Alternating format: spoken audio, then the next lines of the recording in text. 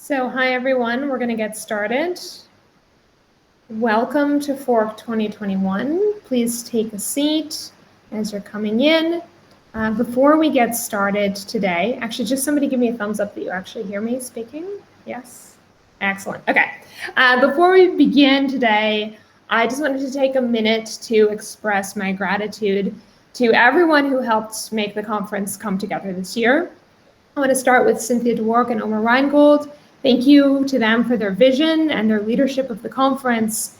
Really, it's been such a pleasure to get to work on this vision a little bit with you. Thank you to the Conference Advisory Committee for your generous and really thoughtful advice throughout this process. Thank you to Aaron Roth, who was last year's chair for the inaugural version of the conference, for sharing his wisdom from that experience. Thank you to the program committee for your deep and really thoughtful engagement in really challenging times and conditions.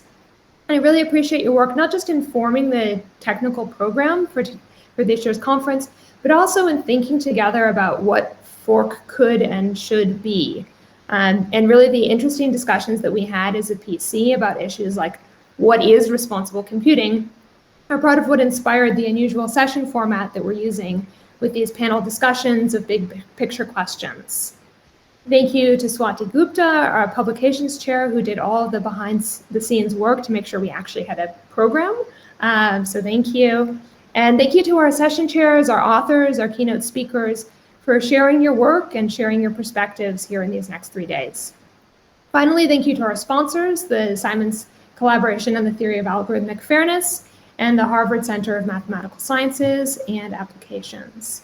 So we have a packed and exciting program for these 3 days.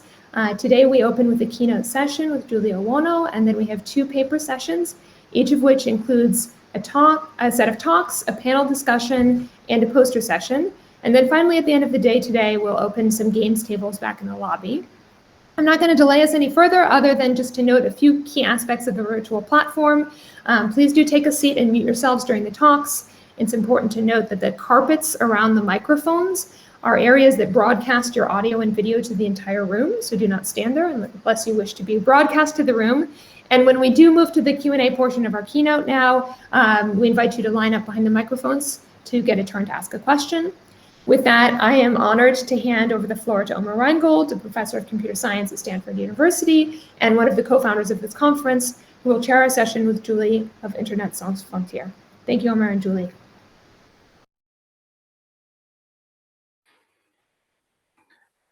Hello, everybody. Again, Elas, if you can hear me. Perfect.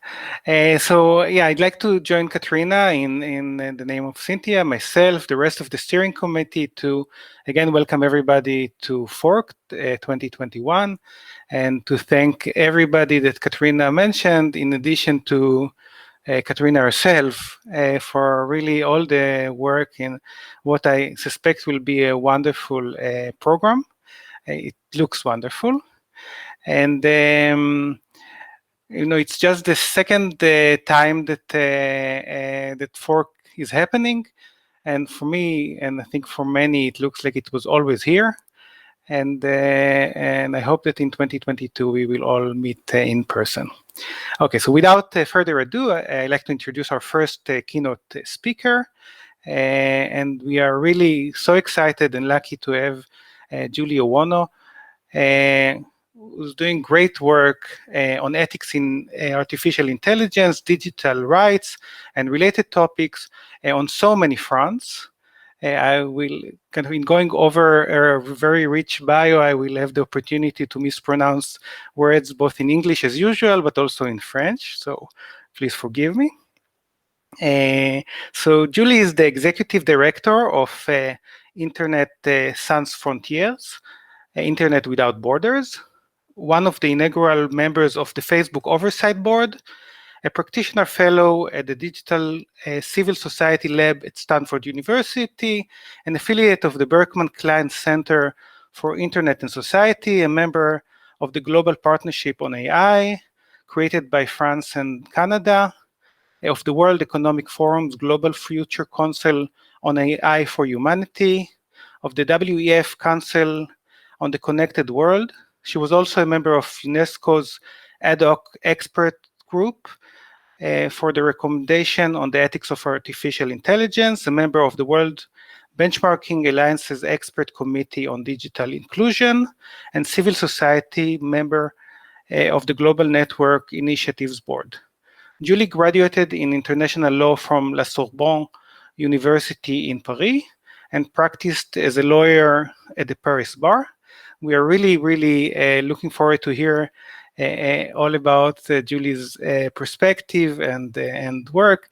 I personally would also try to get at some point some pointers about time management because it looks so much. But without further ado, please welcome Julie to the stage.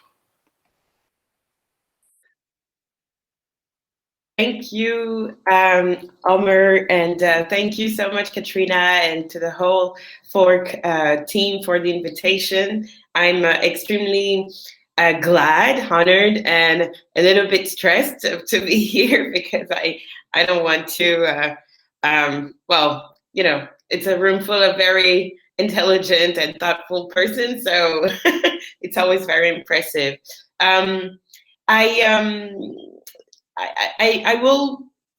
We'll discuss different issues later if you want, but I thought it would be interesting for this audience to know more about the Facebook Oversight Board, which I joined a year ago now. It was officially launched on May 6th, 2020. And yes, since it's a very new institution, I thought it would be interesting to give you some background about it and also how it's interesting for this conference. So I am going to start sharing my presentation. Yes, share my screen. I will share my screen. And I think, yes, I will share this screen. Share. Okay, I think you see it. Right? Yes. Okay. So I will present from now on. Can I present? Yes, I can present. Okay. So the Facebook Oversight Board, as I was saying, is a quite new institution launched in 2020. We don't really know how to call it. Some people say, and including the founder and CEO of Facebook, used to call it the Supreme Court of Facebook, of content moderation. Others, including myself, are a bit more humble about our mandate, and we pretty much see ourselves as an experiment. Oh, do you hear me? I'm just gonna switch to make sure everything's all right. Is everything all right? Okay, good, because I had a little interruption there. I will go back to the presentation. So we call it an experiment, and for the sake of this particular conference, I even went further to speak of responsible content moderation, an experiment in responsible content moderation. So why is that? Well, the Oversight Board was created to make principled and binding decisions on Facebook and Instagram's content moderation decisions. So basically, when Facebook and Instagram decide to delete a publication or decide not to delete it, but people think that this is a dangerous, a hateful, at least a publication that violates Facebook and Instagram community standards. So we can be appealed for that. And also, we are a body that makes recommendations for policy change. Although non-binding, the recommendations are interesting in that Facebook has to publicly respond to them. So publicly say, well, this we will implement, and this we will not implement, and give the reasons for that. I will get back a little bit on the issue of principled and binding decisions to explain a bit more the process. So since October 2020, when we opened... Sorry to interrupt. Oh, yes. Katrina, or somebody. I can't see the slides, and it looks like Nicole and Cassandra and some other people in the chat can't see the slides. I'm not sure what's going on. So this we can see, and then when you go into full screen, I think it disappears. Okay. Yes, Okay. I apologize for the technical difficulties. Julie, can you try to share your window without full screening? Is that possible? Yes, I think I will do that. Okay. Apologies for that. I hadn't realized. No, it's not your fault at all. Thank you. Sorry for that. No problem. So here are the slides. I hope everyone can see them. I'll just switch to the other window. Can you see them, Katrina? The slide? Sorry, I'll go to the slide. Yes, okay, thank you. So we make principled and binding decisions on the one hand and recommendations on the other hand. I will go back to the principled and binding decisions to detail a little bit more the process, right? Sorry, I had this window open. I need to close it. I didn't realize it was there. We receive appeals, what we call appeals, from users on the one hand, users who either feel like their content was taken down unjustly, or users who think that a publication that is still available on the platform should actually be taken down. And this can be this is not necessarily the person who posted the publication. So on the one hand, we receive appeals from users, and on the other hand, we receive appeals from referrals, rather, from the company itself. So when the company is facing difficulties in applying one of its community standards, the company can seize the board and ask questions. This happened very recently in our most famous case, I must say, that of the former US President Donald Trump, whose Instagram and Facebook accounts had been suspended, at least his access to account had been suspended. And yes, the Facebook referred the case to us for two reasons. The first one was that, of course, it was a very difficult decision to make, and it had a lot of implications, not only in the case of the former president, but also broadly on how the company should deal with public figures, politicians, and their messaging on the platforms, on the one hand. And on the other hand, Facebook had to refer the case to us because the remit of our mandate did not include initially account takedown. And I'm mentioning this because I want to explain how agile the Oversight Board is. There are lots of things that we couldn't do at the beginning, but we have a structure that allows us to, yes, be responsive. I mean, be a lively instrument, right? A living instrument in the environment we evolve in. Here it was an account that had been taken down, a big account, and it required, well, a principal decision to be made. But it can be also on other issues. We've mentioned AI earlier, although our mandate does not clearly state that the Oversight Board can, make decisions on algorithmic decisions made by the platform. Well, we have made some decisions on algorithmic decisions. We have had cases referred to us through users that involved automatic content deletion. It was a case related to Brazil, in which a public campaign had been advertised published on Facebook, and well, this publication involved nude breast, female breast, which are for the moment forbidden on the platform in application of the adult nudity community standard. So this content had been automatically detected by an algorithm, and it had been taken down. So we told Facebook, first of all, this is an error because the policy of Facebook says you're not allowed to post female breast unless it's for educational purposes or advocacy campaigns purposes, and this was clearly the case here. So we mentioned that this was an error to Facebook. Facebook reinstated the account, but we nevertheless pursued with the case. Well, Facebook reinstated it before we made the decision, but we decided to pursue with the case because we thought it was important to make recommendations and make a decision basically on what had happened, that it's not okay that only machines make such complicated decisions, and we also questioned the amount of human intervention in the process for automatic content deletion. So this to say that although our mandate for some might appear limited, it is of course limited because we cannot solve everything.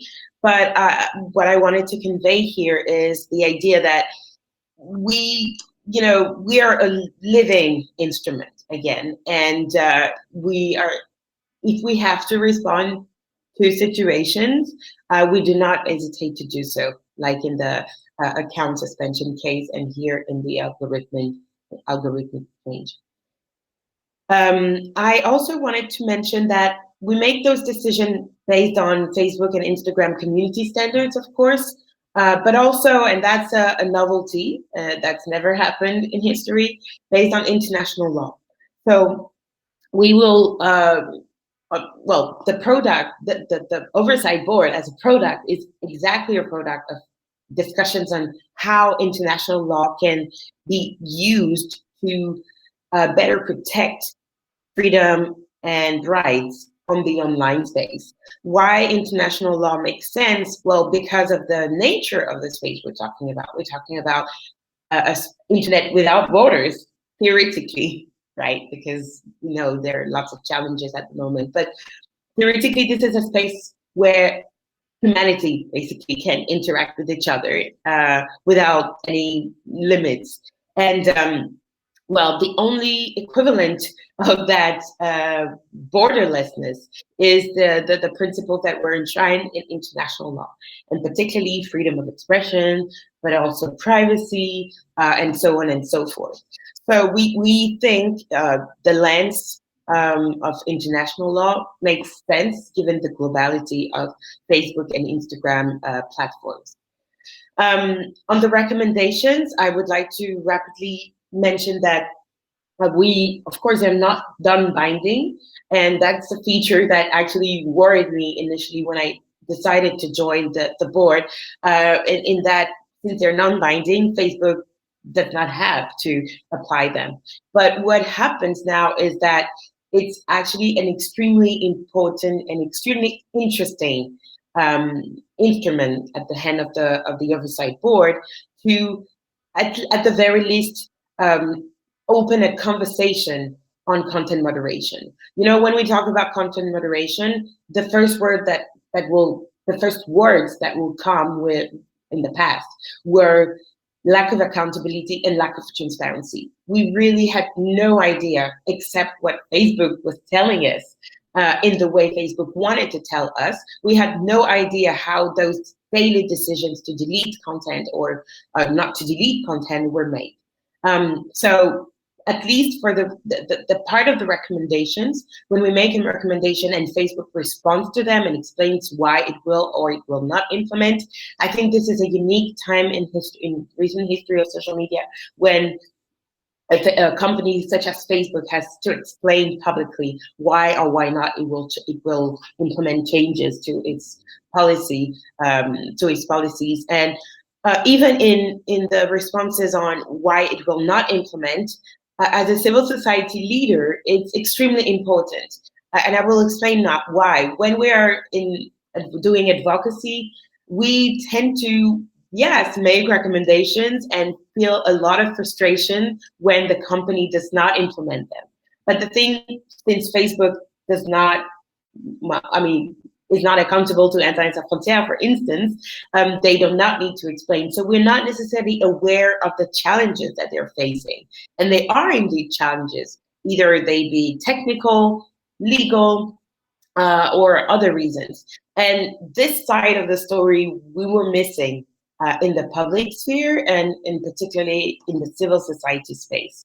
And I think that with the board, since Facebook is accountable to the board and Facebook has to answer, and even when Facebook doesn't answer, it has to explain why it doesn't answer.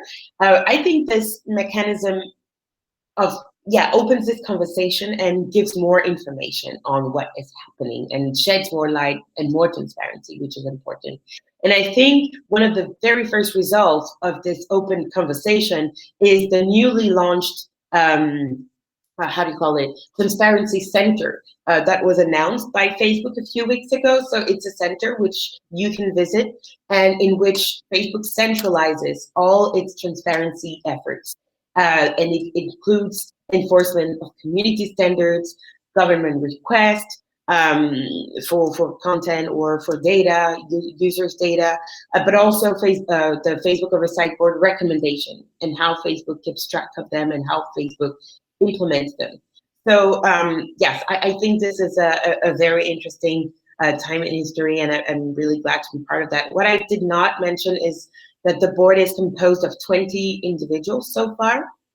The initial ones have been chosen both by Facebook and by co-chairs. So the Facebook Oversight Board is led by 4 co-chairs who are Helle Thorning-Schmidt, the former Prime Minister of Denmark, Michael McConnell, the director at the Hoover Institution here at Stanford, and also a professor in constitutional law, U.S. constitutional law. Jamal Green, who's also a professor at Columbia Law University, and Catalina Botero, who was the Special Rapporteur for Freedom of Expression for the Inter-American Human Rights Court, I think. And so we are 20 members based in several locations. Myself, I'm based in currently in the Bay Area, but for professional reasons. But normally, I'm based in France, and I'm from Cameroon, and I am very well aware of debates around this to rise through my organization in Europe and also in Africa, and now a little bit in the US. But we also have colleagues in Taiwan, in India, in the US, of course, and many other places. The idea was that since it's a global platform, it's important to have experts in those issues, in various issues around law, around content moderation, particularly digital rights in general, and so many other issues. But it was also important to have a diversity in terms of geographic origin. And I think we've stricken an interesting balance. We can do way more and way better. For instance, we still lack representation of LGBTQI experts. We also lack a lot of expertise, which I hope we will fill in very soon. We still have to, we can go up to 40 members, so we still have 20 members that we can still welcome. I will pass on to the next slide, being conscious of the time. So the general assessment now is that we have so far worked on 12 cases from various places around the world, from the US, from Armenia, Azerbaijan, from Turkey, I think, Myanmar, India, many other places. And in most of the cases, we have overturned Facebook's initial decision, Facebook or Instagram's initial decision. It's important to mention this because many were fearing that the board would not be independent from the company. I think this particular data speaks to the extent to which we are ready to oppose the company when the company is not protecting our rights well and not moderating in a way respectful of those human rights. And we have upheld Facebook in 2 decisions. Well, there is one decision that's a bit, in between. It's the Trump case. Well, in that decision, on the one hand, we upheld Facebook's initial decision to suspend the account on January the 7th, so one day after the events at the Capitol. And but at the same time, we found that the indefinite aspect of the sanction, so the fact that there was no particular date set for it to end, either a permanent deletion or a deletion with a clear time frame, this was missing at the time we were sent the case. And we told Facebook this was not okay for various reasons, because it was not provided for in the community standards or in none of the terms of services any document related to how Facebook applies its rules. And also, we felt it was arbitrary to let this decision, up in the air, the decision to put an end to the indefinite aspect of the sanction. So we thought it was arbitrary. So we decided to tell Facebook to reassess the decision, the initial term, well, the initial indefinite aspect of the decision, and to do so in a way that takes into account the severity of the events that happened on January the 6th in the US, but also to take into account risk for the future. And Facebook responded Friday last week and announced that the former president's account was suspended until I think 2023, so 2 years starting from January 7th, 2021, and that he's returned to the platform. I mean, the company would reassess at the end of these 2 years, his return to the platform, taking into account specifically what we said, the severity of the events and potential risk, existence of potential risk at the time of the assessment. So for us, it's a move in the right direction. The Facebook also responded to many of our recommendations and announced that it was not going to apply its newsworthiness exception. So this exception was put out to allow the company to leave content that normally would violate its community standards, but to leave them for public interest matter. And obviously, politician speech falls deeply into that category. And that's how Facebook explained why it was leaving a lot of content from politicians that would normally be taken down if they were published by random users like you or any in this room if there are Facebook or Instagram users. So that's for the statistics on the cases, but I would like to dig further into those statistics and say that we look at different community standards of the platform, and so far the graph here shows the different community standards that we have had to look at so far. And you see that, of course, hate speech takes a lot of, it was represented in many cases. And it's for me, it's not surprising, because I would say that's precisely why the board was created in the first place. It was created to, hold Facebook accountable for, the role it potentially can play in harm caused by speech that were published online. So it's not a surprise that we see many of the cases referred to as related to hate speech. But also, we have lots of cases related to dangerous individuals and organizations. I probably will zoom a bit here to allow you to see more. Yes. We have, a lot of cases involving dangerous individuals and an organization, but also violence and incitement, bullying and harassment, and adult nudity.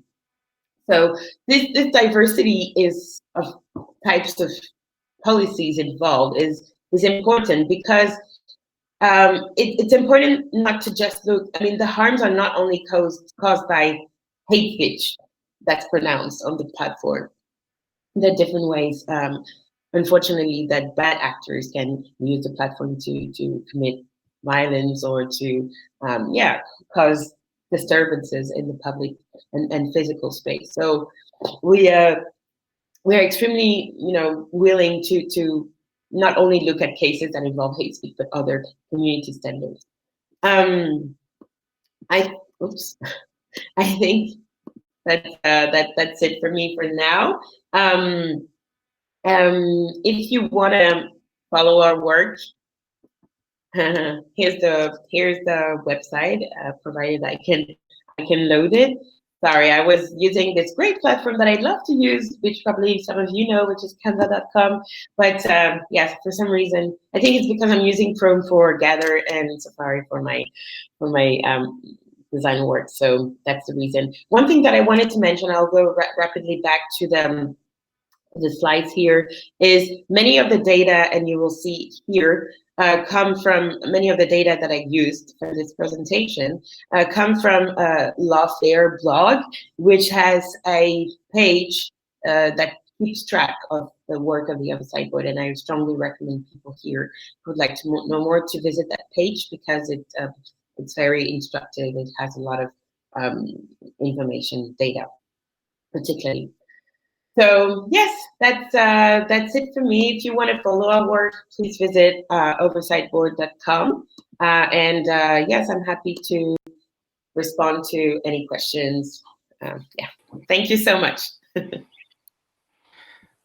Thank you so much, Julie. And what we'll do is allow people to ask questions before I will ask a few myself. But so to ask questions, you can line up behind the mics, and then I will let people ask. So that was very interesting. I'm sure there'll be a lot of questions about the governance board, and some of them may be lower level. So I thought I'll start with a couple questions that will allow us to frame the discussion perhaps a bit wider, and to let you express a bit more of your views.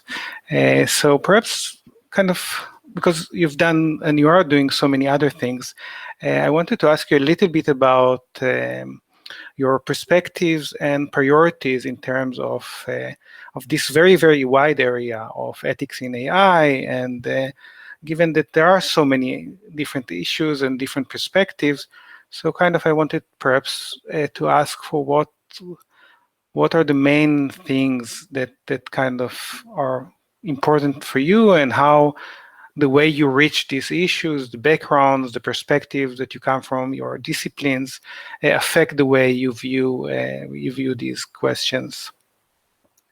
Yes, thank you very much, Omer.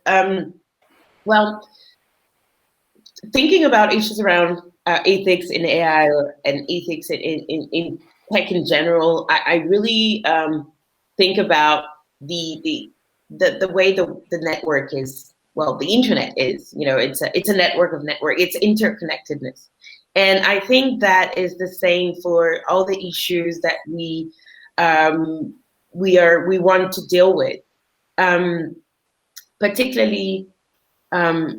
What I've been trying to do in my work is to foster more collaborations, or at least more dialogue between different set of actors. And increasingly, those actors must include, until recently, it included only, at private company level, it included policy teams, those who were in charge of explaining the company to the general public, explaining the rules of the company, and so on and so forth, on the one hand. On the other hand, it included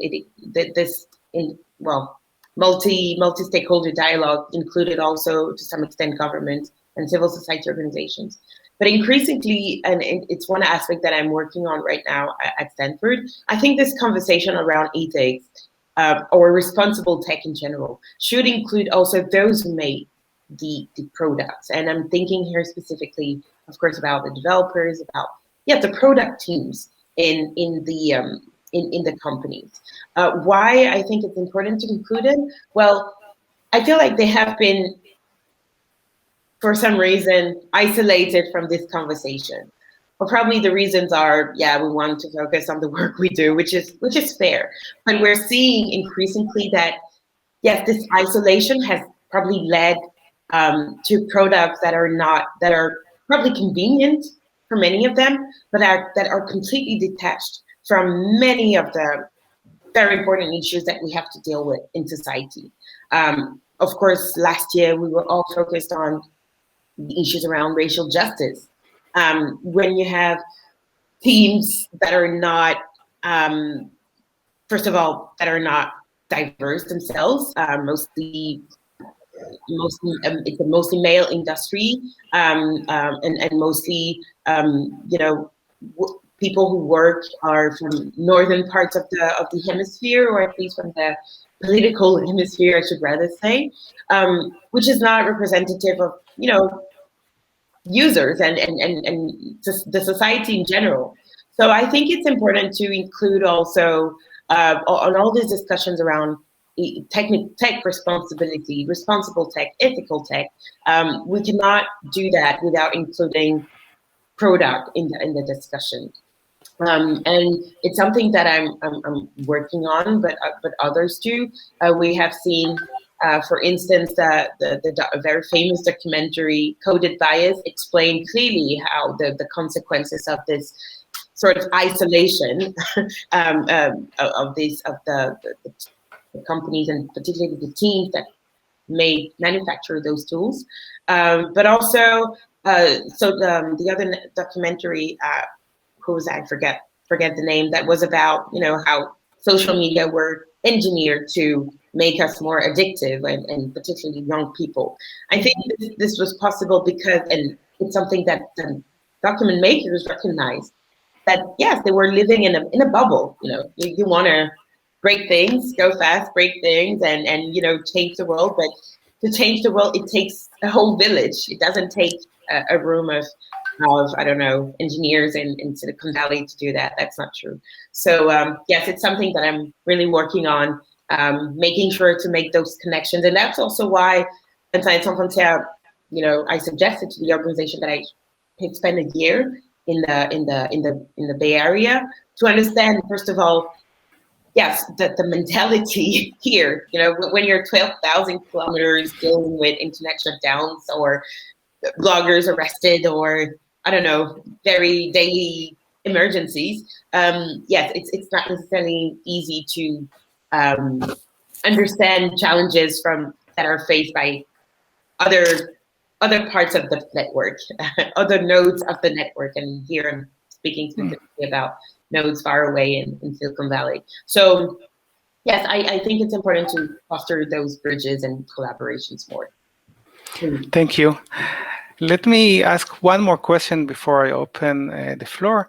And that's closer to the Facebook governance board, and that's about kind of the privatization of governance of society, given how important are all these platforms, and in general, how important are all these virtual aspects of our world, which bring upon both privatization and globalization, in the sense of one company, perhaps with one headquarters in one country, has so much impact on so many other places. So perhaps your thoughts about these two aspects of privatization and globalization of governance.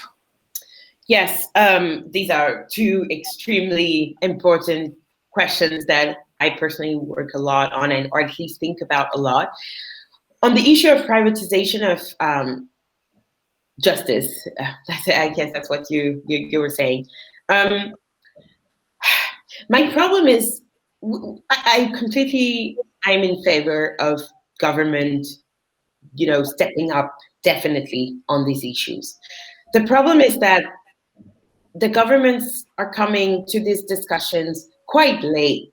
It's not yesterday that disinformation has been existing on social media platforms. It's not yesterday that people's personal data were collected illegally by third parties on social media platforms. It's not the first time. We at Science Sans Frontières, for instance, filed a lawsuit in 2011, right after Facebook did its IPO. We filed a lawsuit on privacy, on the lack of protection for privacy, and on Facebook's terms of services that we thought were extremely, were a violation of that right to privacy. But at the time, it didn't interest much people.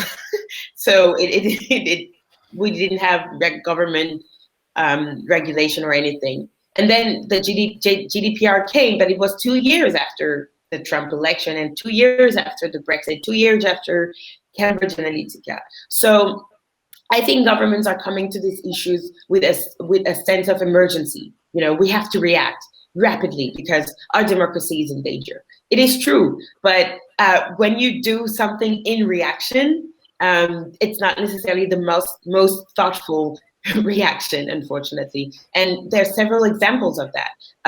One of the first regulations that was put out on the issues of fake news and hate speech and social media was the NetzDG in Germany that was adopted in 2018, I think, and was applied starting in 2018. And this regulation was among the first ones to say, well, platforms have to take down content in 24 hours, content that we have as a government identified as, violating hate speech and promoting fake news. We want platform to take them down in 24 hours. Otherwise, they will be fined. That seems very seductive, but it's totally impractical. As we're speaking, we don't even know how efficient those laws have been. Germany will have elections at the end of in September this year, and there are fears that, disinformation will still be a problem. But we're supposed to have a law that deals with disinformation. So why is it still a problem? So it questions the efficiency of this mechanism on the one hand. On the other hand, the fact that there is this legislations inspired by NetzDG, because NetzDG has inspired a lot of legislation as we're speaking. These legislation have very little judicial-like oversight. It's basically a dialogue, a conversation between platforms and governments. Well, government will think, we have seen this is violating, you should take it down. And Facebook or Twitter or etc. will respond, well, we don't want to be fined, so yes, we will take it down. That's a problem for users who are the ones who are losing, and freedom of expression particularly. So that's why I'm saying, and we're seeing this legislation, as I say, inspiring others. In France, a legislation that modeled this NetzDG provisions was part of this legislation was dismissed by the Constitutional Council in France, precisely for these reasons around, lack of judicial oversight, lack of proportionality in the analysis of the violation, and many of the criticism that we, Environnement Sans Frontières and others, had put forward. And for your information, this legislation is also now applied by a government like India, whose interest is unfortunately not necessarily aligned with freedom of expression. Recently, the government was criticized for forcing Facebook and Twitter to take down publications that criticize the government's response to the COVID-19 pandemic in the country. So all these examples to say that government regulation is needed, but the way it is done right now is completely, it's not grounded into reality. It's not practical, and it's even dangerous for freedom of expression, if you want my opinion. So that's why, we're saying we should have regulation, but done better. Thank you. That's fascinating. I want to open the discussion, and we have Cynthia, if you want to ask your questions. Thank you. Thank you for a wonderful talk and for fascinating responses to Omer's questions. My question is about content moderation, which has been your topic. And it's about the resources that are expended, let's say, by Facebook on this problem. So do you think that the resources are in the right amount? Do you think they should be increased by a factor of 10 or 100? It's a huge problem. It's not a solved problem. Mm-hmm. Facebook makes a lot of money. What do you think about how to provide enough lifeboats, for this ship? No, thank you very much, Cynthia. That's a great question, and it's actually related to some recommendations that the board has made recently. So to your point on resources is extremely important. We have learned recently through revelations by a former Facebook employee, I think those revelations were published last month. We have learned that, basically there are countries around the world that don't interrupt the platform in terms of investing in moderation. And paying more attention to what's happening there. The former employee was explaining that she had seen and she had flagged very questionable behavior by government representatives in countries in Latin America, I think, and in South Asia. And the platform basically the leadership said, we don't have enough, well, we don't want to put resources there. These are not markets that are important to us, so we won't invest that much. I'm summarizing, I'm not quoting exactly here, but that was the idea. For us, this is problematic. First of all, because it's precisely in those places that are not interesting from a market perspective that you will actually learn a lot as a company in terms of what are the weaknesses of your where are the bugs basically, and where are the loopholes that can be harnessed by bad actors. That's the first thing.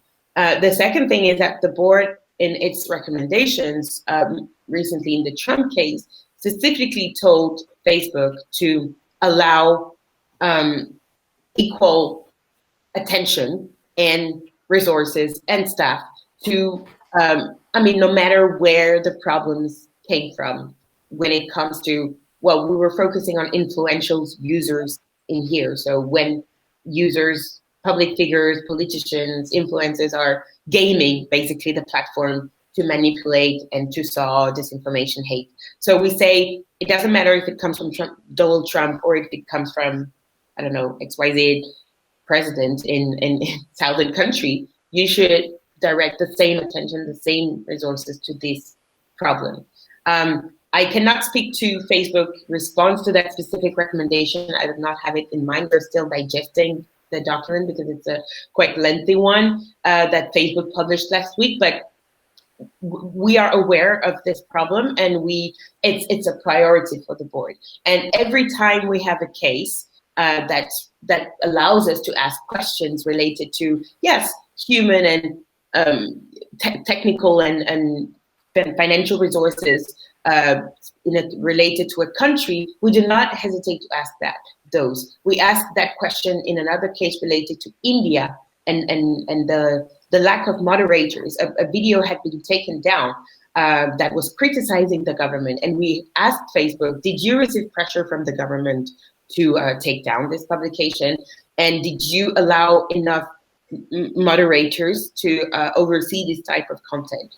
It's a content that involved minorities in India. And Facebook responded, well, I think, quite frankly, that they had not received pressure for this particular case, but they're facing challenges and they admitted it. And they also explained that there were problems with COVID and moderators, everybody was at home. So just to say that there is an ongoing conversation and it's a top priority for the Oversight Board as well. Thank you. If I could just follow up, what about within the United States as well? Do you think that the expenditures on this problem are sufficient? So we don't have the exact figures. We are lacking that information. We haven't asked for it so far. So it's also not, to be fair to the company, it's not that they didn't, it's just that we didn't ask specifically that question. Honestly, there are lots of research available that tend to, argue that a lot is being invested, a lot of efforts are being made in the United States compared to, other places in the world, which is completely fair because it's, it's an American company and it's also the biggest country politically, economically in the world. So it does make sense. But again, from speaking as an activist here and having quite an eye on what history of social media has looked like recently, I insist again on this idea that we should not overlook smaller markets, smaller countries, because these are exactly where the vulnerabilities are. And if we learn about those vulnerabilities before, by learning from these countries far away, I think we have very interesting and important clues before they backlash, because that's usually how it happens, before they backlash in the US or in the the European Union, to name just a few big markets. So that's my answer there. I don't have exact figures of what Facebook puts as of money and human resources in the United States, but there are clues that it's a lot. It's among the most important efforts of the company, probably. Thank you. So I see that we have very few minutes. I see Rebecca is here, so perhaps let's take one more quick question from Rebecca. It's really unfortunate I could spend hours hearing more from you, but let's give Rebecca the chance to ask her the final question today. Great, thank you. In some ways, I think it's a follow-up to Cynthia's question, and I'll also follow up by saying, thank you for this excellent talk and this really important work. So I think, with content moderation, of course, the algorithms themselves are not perfect, both in, I think, how they carry out what they are currently designed to do and in even what you would want to design them to do. But of course, the human content moderation as a full-time job is a quite stressful and traumatic job for someone to be looking at this problematic content all day long. So does your board have recommendations, like if more resources are to be put in, sort of what's the right way to balance the humans as content moderators versus humans to think about a better solution to the problem versus technical infrastructure versus lobbying or working with the potential for government regulation and things like this. Are there clear recommendations that you as a board or you personally have in that regard? Yes, thank you. Thank you very much, Rebecca. This allows me to make a point that I forgot to make earlier. Thanks so much for that. We are very interested in issues involving human content moderation. In many of our recommendations, we have said that the company should not rely too much, on the machine, because the issues at hand are very complex. The context is extremely important, which the machine so far is lacking. So we have been pushing for to put more human, if that makes sense, in the loop. But of course, we also realize very rapidly that there are some realities that we must be aware of, and for that we have read a lot that has been written by former content moderators on the challenges that they're facing, and it's something that the board wants to do more in the future, have more expertise on that question, on that human looking at the content that we're posting and the challenges that they're facing. So far, what we've been doing is asking, first of all, questions to Facebook about the documents, the kind of documents and guidelines that Facebook sends to its 15,000 plus human content moderators. What are the documents that they have access to? What are the guidelines that is being asked from them? I mean, to respect. For us, it's important to know this because if we have to look at the content moderation decision that was made, well, then we need to know what the moderators, either the machine and the humans, what they have been asked to look at and what they have been asked to take down or keep up. So it's a conversation that's beginning. We haven't done too much on that, but it's really something that we want to explore more, either through engaging more with organization working with content moderators, but also through asking more questions to Facebook about the type of guidelines it sends to these moderators. I hope that answers your question. And also one last thing that I would like to specify is that very soon the board is launching what we call an implementation working group, so to make sure to follow up basically on our recommendations. And that working group will specifically look at all the recommendations we make, and particularly those related to content moderation and moderators particularly, and how they are implemented and why they're not implemented. Thank you. Thank you so much. I feel that there are so many other questions in the audience. I know because I have many other questions, but I think our time is run out. So I want to thank you again for a wonderful presentation and wonderful answers. And I hope we'll have this community will have much more opportunity to hear from you. Thank you so much. Thank you very much, Omer and Katrina, again. Thanks, everyone, for the question and your attention this morning. Have a wonderful rest of the conference. I'm going to sit right there. And I will leave the floor to Katrina, I think.